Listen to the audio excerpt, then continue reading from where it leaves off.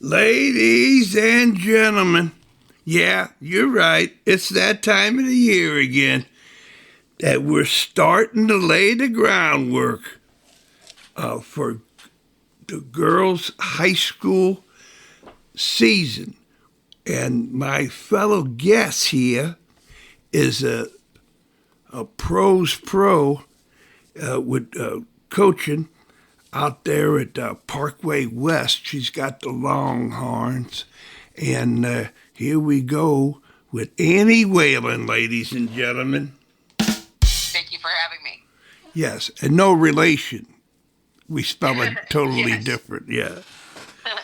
But many people have asked me if I was related to you.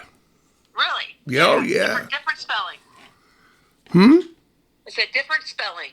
Yeah, totally. Yeah, but it sounds like, and you say, oh my gosh, you must know Annie Wayland. Sure does. Yeah. And so here you go, Annie. You're up there with a tough conference. You're up in the Champions League, the St. Louis High School Girls Champions League, and you're in the pool with the Bulldogs from Fort Zumwalt South, or the Wolves of Timberland, and the Mustangs of Marquette. Right. So you have it all pretty much. It's tough, man. And so I guess you're preparing your girls now to get ready to have that slog, huh? Yeah, so this is our first time being in the Champions League, so we got, a tough pull, but pretty much anybody in that league is a tough pull, a tough draw that you get. So there's no easy routes, and ours is no different from that. So all of the teams, Zoom South, Marquette, and Timberland are all very talented teams with great records and good showings in the NPR, and I think, like I said, most of them are going to have a lot of kids coming back. So I think it's going to be an excellent challenge for us to see how we match up. Right. And so everybody's got their way of doing it. Can you pull back the curtain and let us find out about a little bit how the Longhorns getting ready to have those training days nowadays? Yes. Well, I think we are, in the midst of it here as well, started it. We kind of break our off-season training down into different categories. We have like open gyms. We have then like cardio weight training, and then we also have like fitness. So we have kind of three different groups that are kind of operating simultaneously, and depending on what kids are doing in the off season kind of determines, what sort of clubs they're playing on, kind of determines what they're able to participate in with us in that off season.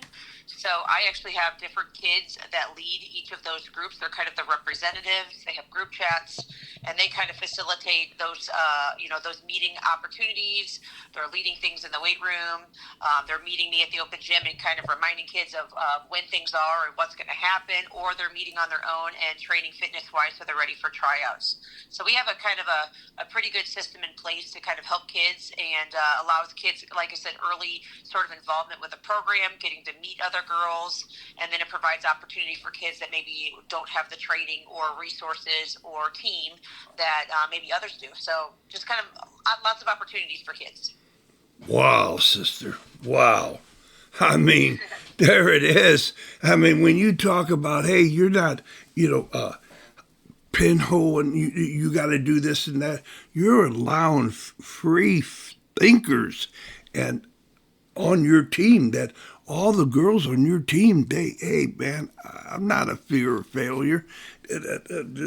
I'm going to make mistakes, but I'm going to learn from my mistakes. I'm good, but I'm getting better. Right. It's yes. There's just great opportunities for kids. It also allows me to have numerous kids. We're like talking 6 to 8 kids taking leadership roles and being accountable for things in the off season. So the more you can get kids to participate and invest, the more that they feel like a sense of responsibility and duty to kind of help our program. So it's important that they get the buy-in, and it kind of just allows that opportunity for returners and newbies. Well, I don't know if you knew it or not, but that was the word. You're Whale Certified Hall of Affinity to talk about the buy-in, sister. There it is. There it is, man. Holy cow. Because I got goosebumps when you were talking, because that's all what it is to say, hey, man, you got skin in this game. You're not, Absolutely. yeah, you're not just going through another, you're a scholar athlete and going through another class. You're going honors class. Come on. Absolutely. I mean, when they put on a uniform, they're representing their school. They're representing, each other. And I mean, at the end of the day, they're the ones that step foot on the field, not me. Sometimes I wish I could, but the reality is those days are long over, and it is not. That's not my role anymore. My job is just to kind of help facilitate that and direct them and lead them and give them tools and resources and support. And at the end of the day, it's them. When that whistle blows. So that's got to be kind of established from the start. Wow. Wow. So do we have a chef on duty? Do we know what to eat and what not to eat? Nutrition? No, but we do give our kids resources. They'll be the first to say that we share probably more information with them that they care to. But anything that we could give them that's information, for their mind, their body, their mental health, like any of those things are going to be positive resources. So what they do with it is up to them, but we maybe encourage a little bit of that stuff here as well. Yeah. I had a chance of being on the sideline. I was an actual fly in the air when I was walking back and forth through your team. And first off, you and all the girls are fit, Yeah, and gosh, I guess they got the tans from Florida, soccer or something. But anyway, they got that, and then the magnificent uniforms. You got a good color combination going there. Yeah, it's unique. It's fun, and you don't see much of that in the area. So that Columbia blue kind of sets us apart a little bit, and we like to accent that with a variety of different colors. But that's fun. Like I said, It definitely gives us a look that is not the most common in the area. So hopefully people can identify us that way. Yeah. And then you have it's not giggling, senseless giggling. It's relaxed and it mission oriented that, we're relaxing, but we know we're going to get together and we're going to go out there as a team. Yeah, I think our kids do a great job at kind of holding each other accountable, right? I mean, this is your family in the off season. They are sisters on the field, and they have to get along as a family and hold each other accountable, and know when to turn it on, know when to turn it off, know when to sit there and have a little fun and have a few laughs, and know that when the whistle blows, we go into game mode. So I think our kids do an excellent job at balancing the life of being a kid, being an athlete, being a student. Right? They have to wear so many hats these days, and the girls are no exception. They do a great job. Well, did you have a party for the girls who got you into the Champions League last season?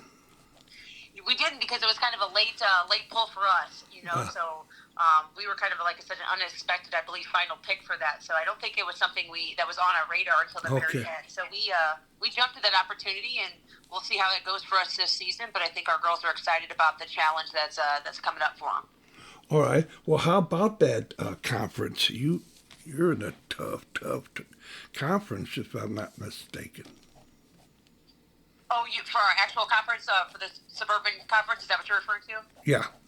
Yeah, that's also a really good conference too. So we're in the red pool with, say the powerhouse Ladue. You have, like I said, on top of that, the other Parkway, South and Central, Webster, Northwest, Clayton, Seckman, Fox. I mean, there is not a weak link in the bunch. I mean, all of them talented. If you kind of check their numbers, all of them with mostly winning records and putting up lots of goals and allowing very few. So, I mean, it's a challenging pool. It's been fantastic for us, and I look forward to competing against them, because they always seem to be pretty close games. Like, you're getting a good battle, and that's the way soccer should be. So that's been fun. Yeah. And it prepares you for state.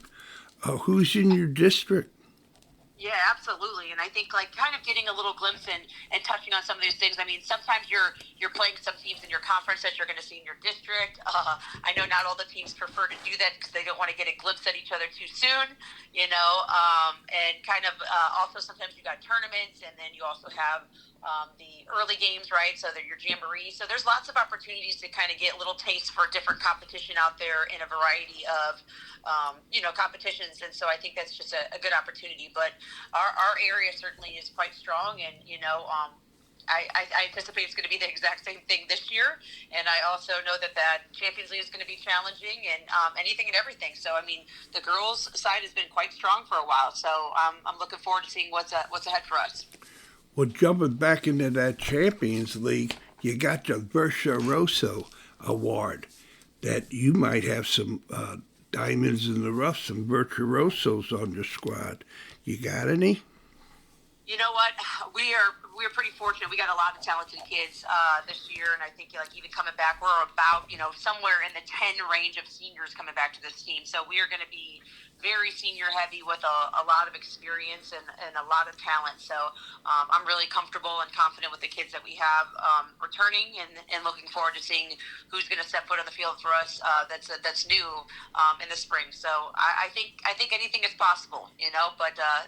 Putting that out there and kind of dangling the carrot is a good thing, and I think it maybe will motivate some of our kiddos. Yeah, baby, there you go. Kiddos. I like that. That's a unique way to go. So far as we talked off the air of you having the play. You have a kind of a nice career or stats about your game. Am I correct? Or? For me as a player? Yeah. Oh yeah. Back in the day, that's way back. But yeah. I was put into the Illinois State Hall of Fame in like 2011. So played there and played a little bit of time after with some semi-pro before the wonderful NPSL and WPSL existed. So it's kind of the old school version. So Yeah. yeah, had some fun back in the day and did okay. Played locally for JV Marine and enjoyed my time, in uniform for club, high school, and college. So, did you play along with that Coach Guns, Sarah Gunter? Yeah, we were on the same club team. So we were on different ages, but it's the same team. So we often practice together. So we also go way back. So she's a fellow JV Marine player, and Yeah. did a little bit of traveling. So we mostly, like I said, saw each other at practices. But yep, same club. And you know what Mike Gervain's going to be doing, huh? You, Yeah, he's who had me since I was 10 years old. So it's fun to still see him, coaching as well and running into him on the sidelines. It's just he's exactly the same. A great man, great coach, and I was fortunate to get some time underneath his leadership. So I'm grateful for that. So it seems like the Longhorns have got it together as far as having their own tradition, but to understand the tradition of girls soccer in the St. Louis area. It's takes a backseat to nobody nowhere. Yeah, I think you set standards and you have goals and you put them out there early and we hold ourselves accountable for things and we have high expectations and we just do the best that we can, right? So we put the best version of ourselves out there and hope for the best and that's all we can ask for and I'm certainly proud of that. As long as we're giving our absolute best and doing the best that we can personally do, I'm okay with whatever results come. Growth is more important than anything, right? So I Yeah. think that's what we're looking for. Yeah, you take growth everywhere you go. We're trying. We try to learn as you go, and that's the beauty of the season.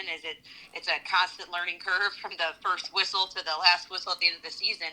Your team is constantly changing and learning and going through growing pains and injuries and upsets and huge wins, and it's a fun up and down time. But that's when you're kind of discovering what you're made of, so that when you get into that postseason, you know how to kind of attack that next level, right? And what's going to be needed of you to be successful in the postseason. Hey, Annie, I know you're up against it, but you got 10 minutes with me? Yes. Okay, so here you go. You're right here, and the future's down the road. But far as this, I lost the train of thought. It's That's unbelievable. okay. Yeah. That's okay. Oh, so anyway, here we go. Far as when you're setting the situation all up, I'm trying to think on my feet. That's So, okay. so, all right, talk me off the cliff. All right, all right. So let's start with you, Annie. Is there? Oh, social media. That's what I was wanting to ask you about. Okay. Do you take it far as I guess the huddle, or you have your own game tapes that practice tapes or whatever? You teach through tapes, and do you excuse me? Do you find the benefit of a social media to pump up the spirit of the season? Yeah, I think it's a great opportunity to showcase our kids, to promote our kids, right? We have our stuff linked to our Facebook page, and Facebook page is going to be linked for most of our parents, so they get access to seeing some of the same things we're posting. So we're kind of tapping into that crowd, and the Instagram is certainly going to be another element where our kids are mostly looking at that. But it's just a great opportunity just to feature kids, right? They love seeing themselves. They love the action shots. Things have gotten more and more creative over the years with the cool graphics that you can add, and advertising for games and giving kids shout outs, and featuring them for like different things that they might have accomplished the game before. I just think it's a great opportunity to sell kids and kind of really sell the game, right, and promote kids. And ultimately, that's why we're here. So the more we can feature them, the better. And I think that social media has been great for that. Parents love seeing their kids out there and love seeing support, and kids love being able to support other kids. And so social media has been really great for that. I mean, we use X or Twitter to kind of give information and to share it that way. So each of our kind of platforms we use for different resources, different tools. But I know our kiddos love the Instagram the most. I said it's probably the most utilized of the platforms more than anything. So it's fun. It's fun. We have a lot of kids that also enjoy making the graphics and being a part of that creative element too. And it's just been enjoyable these past couple of years. It's challenging to stay up with the trends, but it's fun. Yeah, yeah. Okay, so here we are. You know my history. I'm gonna have to ask you two questions so I don't forget one of them. Okay. Okay, so so here you are about the recruiting. When you're recruiting, do you, far as you remember when you were recruited and how that went and how it's now and in the future about the recruiting? And I'm Just like the difference between it. yeah, yeah, Yeah, I mean it's an entirely different, totally different can of worms that they have as well. It's really great, like the accessibility that coaches have. I mean, back when we were playing, we had to wait for we were interacting via phone calls. We had to wait till like much later, like you're going into your junior senior year versus having some contact earlier on. Coaches weren't at our fingertips. There was a lot of communication via like letters and email, like actually handwritten letters, or in some cases emails if they were a little bit more advanced. Nowadays, our kids are just having coaches at their fingertips, right? So it's not uncommon for you to see kids kind of putting out their own graphics of where they're going to be, and posting that on their social media, so college coaches can kind of recruit them and say, hey, I'm going to be at this location. I'm going to be playing at this showcase. So I think that part of like kind of going back to social media recruiting is really great. There's lots of opportunities for kids to kind of promote themselves. They're traveling quite a bit. There's showcases all over the country. It seems like I said, recruiting is harder, but it's also a little bit easier too in that sense, right? So it's easier in the sense where there's a little bit more opportunity to have access to coaches, but it is still a very, very challenging game, right? Because coaches are busy. If you catch them at the wrong time, the wrong season, or if they're just in the middle of something, timing is still the same as well. So recruiting is different, but it's also, like I said, I think that the game is growing and the popularity is growing, and I think kids are starting to learn how to navigate advocating for themselves, and they're their best advocate, so they got to put themselves out there and sell themselves. So I think they're doing a really great job at that and communicating, and I think they're starting to, like I said, reach out and have those difficult conversations and ask more coaches, where do you see me, is there potential for me to get money, will I be playing, like all the hard questions. So accessibility is definitely something that's changed too, so really cool for the kids though. Yeah. Well, I forgot the other question. So I'm hoping we get around 2K views on this thing. Well, we'll see. All right, then. But it's been just, man, I mean, a blast. The expectations, you exceeded my high expectations. Well, thank you. Appreciate that. Yeah. And it goes custom here at Whale Certified to say, Annie, whatever you want to say to who you ever want to say it to for as long as you want to say it for. Well, we appreciate that. So we appreciate the support. I love that you support the game and give opportunity to kind of support our kids and give coaches an outlet, outlet to share their thoughts as well. So we're grateful for having you. All right, then. Oh, well, hey. Whale certified. Nice. Yes, right. Okay, Annie. Yes. It's going to be a blast, and I hope that I can have almost like an invite, or I could call out to say, "Hey, Annie, can I talk to you and the girls at practice?" Or Sure. So our kids love that opportunity, so they get excited about getting opportunities to kind of voice and support the team. So we're all for it. Yeah, and so I'll be following you and this and that, and I just I'm really going to concentrate more on that Champions League to see how you all because you're guaranteed 3 games. That's right. And then you can go 2 more after that. But right.